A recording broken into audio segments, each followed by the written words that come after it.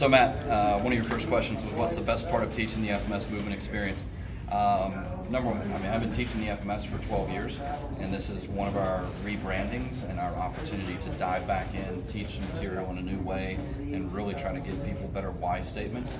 So I think that's the best part of getting to teach the movement experience is the deep dive into the whys behind the pattern, the whys behind the screen, being able to take all that time to learn each screen individually, then put it together and show a little bit of correctives.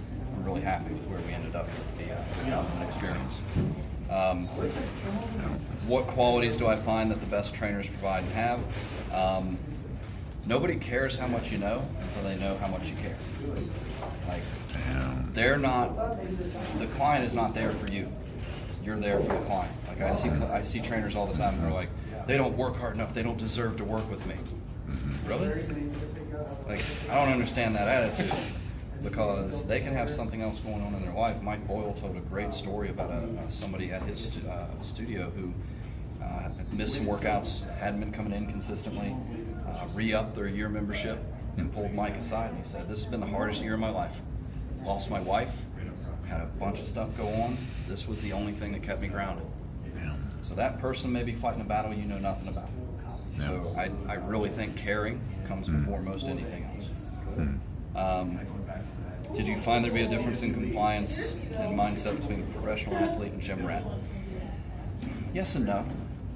Professional athletes can run into a lot of different issues where they're too driven, or they're working too hard, or they're happy with their skills so they're not working hard enough. I mean, it's all over the board. Those are high skill people who may not need the same things that everybody else needs. You start working with a franchise player, you're not going to push hard. You want them on the field. They're already in NFL, MLB, whatever the case may be. Like, they're already really good. You don't need to, you're not going to make them a better athlete. You want to make them a more durable athlete. What? The gym rat is usually using fitness as their martial art. They're pushing too hard. They're probably not resting and recovering enough. So they're trying to exercise to get fit as opposed to be fit and then exercise?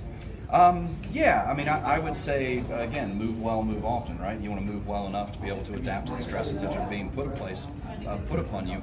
But sometimes that means pulling back and not burning the engine so hot all the time. So, why do you think there are still so many people resistant to the idea that movement can be simple? Why do people still think most extreme workouts are best? So the movement is simple is because movement is complex. It really is. But that doesn't mean our evaluation has to be. Like, you can look at movement in a very simple fashion, understanding that there's multiple layers to what's going on and there's a lot behind the simplicity.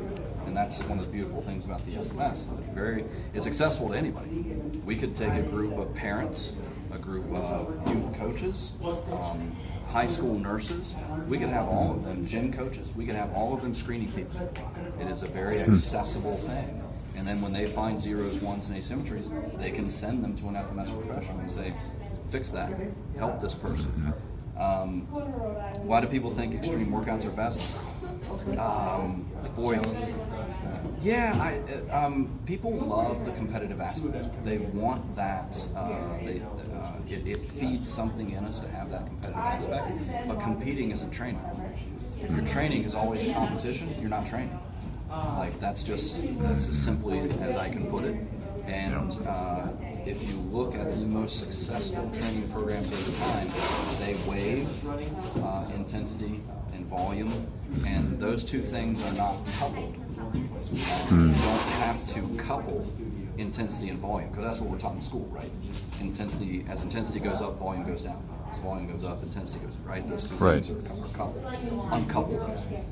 You're going to have days where you work hard and do a lot of it. You're going to have days where you work easy and not do a lot of it, and vice versa. Every combination in between.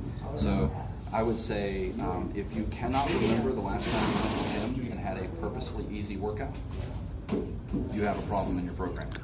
Bam. How do you feel about someone with all ones hitting the weights hard? Is a bicep curl really going to kill us? Most people don't have all ones, so it is the extreme case. I've had that client who had all ones, and in 2 weeks they were all two.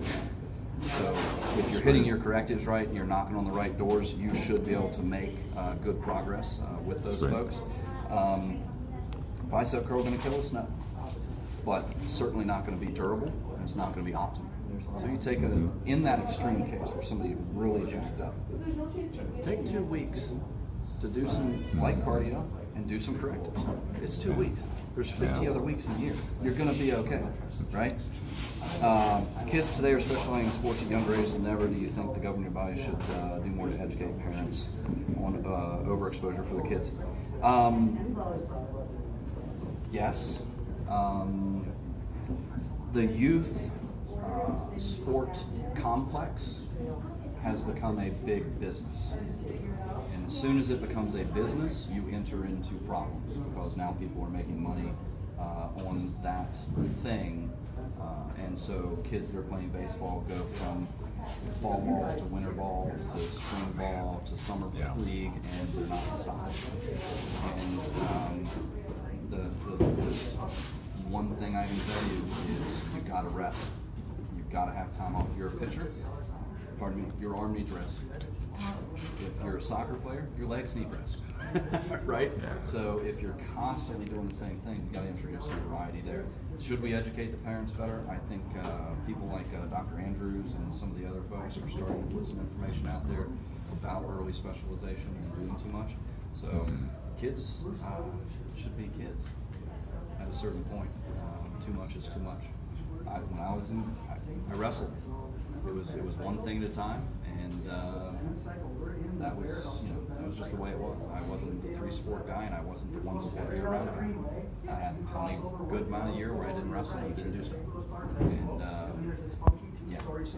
yes. Yeah. Cool. Thank you, sir. Awesome. Thanks, Brett.